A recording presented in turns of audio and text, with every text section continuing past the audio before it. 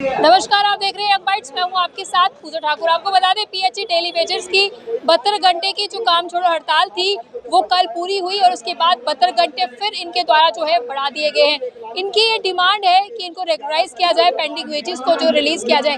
क्या कुछ इनका और कहना है कि 72 घंटे जिस तरह से इन्होंने एक्सटेंड किए हैं, आगे कब तक और एक्सटेंड करते रहेंगे, इसे जानते हैं। हमारी मांगे पूरी करो, हमारी मांगे पूरी करो, टकराव का रास्ता, टकराव का रास्ता, वरना कुर्सी, वरना कुर्सी।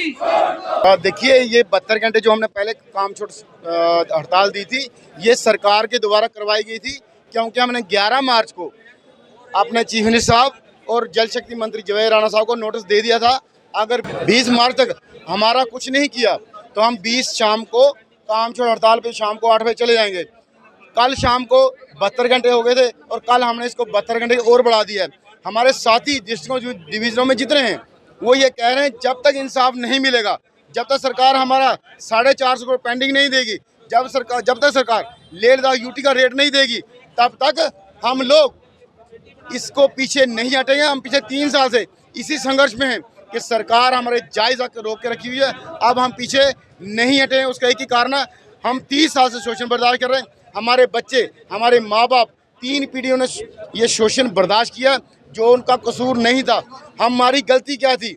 सरकारें अपने वेतन एमएलए के बढ़ रहे हैं, उनको नई गाड़ियां मिल रही हैं, लेकिन हमारे लिए सरकार के पास कुछ नहीं है। इसलिए हम ये कह रहे हैं कि सरकार का शोषण बंद करवाएंगे। उमर साहब की जो नींद में है सत्ता की, उस नींद को उठाएंगे और उनको कहेंगे, ऊपर वाले ने आपको दूसरी बार मौका दिया, इन गरीब लोगों के बारे में सोचो। वो 88 लोग जो आपके आगे पीछे एमएलए हैं, उनकी आपको बड़ी फिक्र है। ये 60,000 परिवार या 32,000 पीएचई का परिवार, इनकी आपको फिक्र कोई नहीं है। इसीलिए मजदूर जब मजबूर होता है तो वो सड़कों में निकले अपना हक ले लेता है। क्या कहना चाहेंगे, वह फिर से अपनी मांगे जो है वो दोहरा दीजिए। लगातार आज 4 दिन से हम बिल्कुल एजिटेशन पे हैं और हम अपनी जायज़ मांगे, हमने गोल्डन पीरियड दिया है इस डिपार्टमेंट को। हम काम करते हैं, अपने काम का हिसाब मांग रहे हैं, मगर गवर्नमेंट ने एक अड़ैया अड़कर जो है ये एजुटेशन को बढ़ाने का प्रयास कर रही है।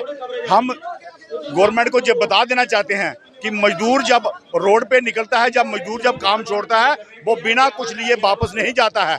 क्योंकि 11 तारीख को, जैसे ताज जी ने बोला है, 11 तारीख को हमारे यूनाइटेड फ्रंट के मेंबर जो सारा बायोडाटा इन्होंने बता दिया है कि हम इस तरीके के परमानेंट होना चाहते हैं। जे हमारी प्रॉब्लम है जो, और 10 दिन का टाइम भी होते मगर उनके कान में जू नहीं रही की, तब जाकर ये डेली बिल है जो 72 घंटे की हड़ताल पर। यूटी में रह के यूटी के फायदे नहीं मिल रहे हैं। ड्यूटी सिर्फ नाम की है अपने बेनिफिट के लेने के लिए, मगर मजदूर को कोई ड्यूटी का बेनिफिट नहीं है।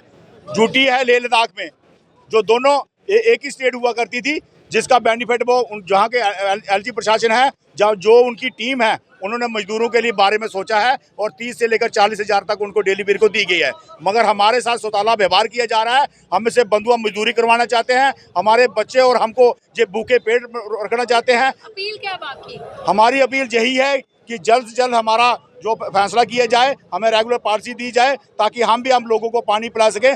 अगर ऐसा ना हुआ तो अगर जनता अगर सड़कों पे पानी की त्राही हुई तो सारी की सारी जिम्मेदारी एलजी प्रशासन की होगी, गवर्नमेंट की होगी, जो हमारी कोई नहीं होगी। जय हिंद, जय भारत।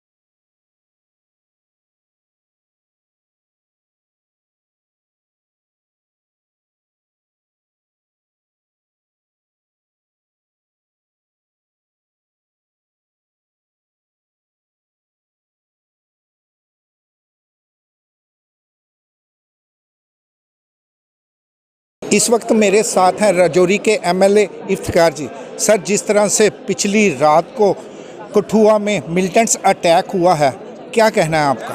देखिए, ये बदकिस्मती की बात है। हम पाकिस्तान की निंदा करते हैं।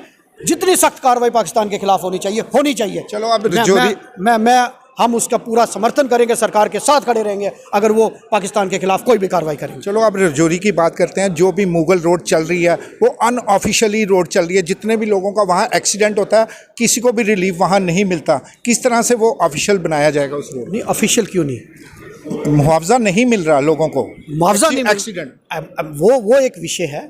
बाकी क्योंकि वो रोड तो सरकार की रोड है, ब्रो के अंडर उसको टेकअप किया हुआ है और अगर कोई भी इस तरह का इंसिडेंट होता है तो मुआवजा तो इंश्योरेंस के तहत सभी को मिलना चाहिए, और कोई भी इस तरह का इंसिडेंट होगा तो उसको सर नौशहरा शायद आपकी कॉन्स्टिट्यूंसी में नहीं है, सुरेंद्र चौधरी जी की कॉन्स्टिट्यूंसी में है, मगर लोगों ने वहाँ पर काफ़ी लड़ाई लड़ी है नौशहरा डिस्ट्रिक्ट के लिए। कितनी देर लगेगी अभी नौशहरा डिस्ट्रिक्ट को बनाने? देखिए, मैं कहूँगा सिर्फ नौशहरा नहीं, जहाँ कहीं नए डिस्ट्रिक्ट की ज़रूरत है नए डिस्ट्रिक्ट बनाने चाहिए, जहाँ तहसील की ज़रूरत है तहसील बनानी चाहिए, जहाँ नियाबत की नए एडमिनिस्ट्रेटिव यूनिट बनने चाहिए, ताकि हमारा जो एरिया है वो हिली एरिया है।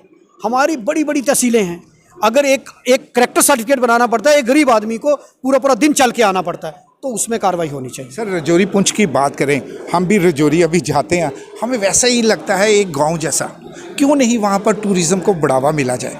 आपने मेरी ये स्पीचें सुनते रहे, तो मैंने तो कहा आपने बोला टूरिज़्म को प्रमोट करिए, इंटरनेशनल स्टेडियम बनाइए वहाँ। बिल्कुल। और जब इंटरनेशनल स्टेडियम बनेगा तो डेवलपमेंट होगी, और वहाँ होटल खुलेंगे, वहाँ इंडस्ट्रीज़ खुलेंगी।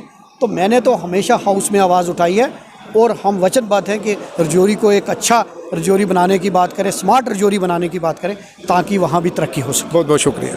ये थे हमारे साथ इफ्तिकार जी, जो रजौरी के एमएलए हैं, जिन्होंने साफ अक्षरों में कहा कि हम रजौरी नौशहरा पुंछ को एक टूरिज़्म को बढ़ावा देने की बात असेंबली में भी की है। दीजिए इजाज़त मुझे और मेरी सभी टीम को। देखते रहिए वीडियो जर्नलिस्ट निखिल बख्शी के साथ, मैं विकास गुप्ता, यंग बाइट जम्मू।